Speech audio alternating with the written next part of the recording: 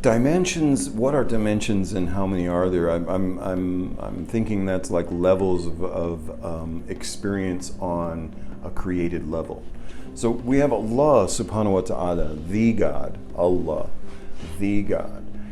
And that essence, the zat, right, the dhat in Arabic, of what that is far beyond what we can understand. But when that effulgence brings something into existence, once that existence happens, once that advent of existence happens, then Allah is manifest as Rabb, the Lord.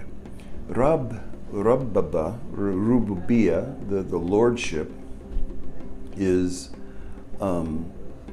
that which brings something to its highest potential. Like if we were going to say, like in the British system, the Lord Glastonbury, or well, I'm making something up, the Lord Jones, or whatever the guy, this is Lord so-and-so. The king gives lands and the people, the serfs, to this Lord. He is now the representative of this land.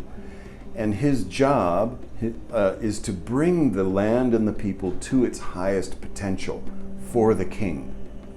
So that's lordship in action. So that's the same kind of thing. So once you enter a realm of creation, then you have this entity of lordship, that which brings this creation to its highest potential on behalf of Allah subhanahu wa ta'ala.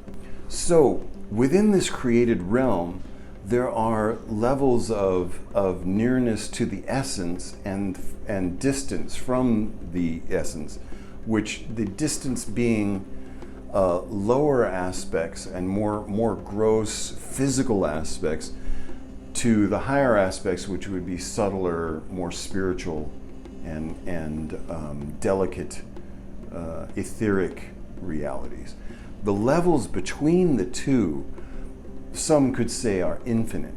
Some also like to say, well, there's 7 levels of heavens. There's the lowest, or there's hell, then there's the demonic realms, then there's earth, and then there's the human realm and the angelic realm. And we can break all this stuff out down to the finest level if we want.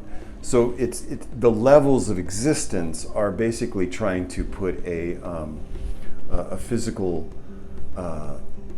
qualification on each one of these different types of experiences within the created realm.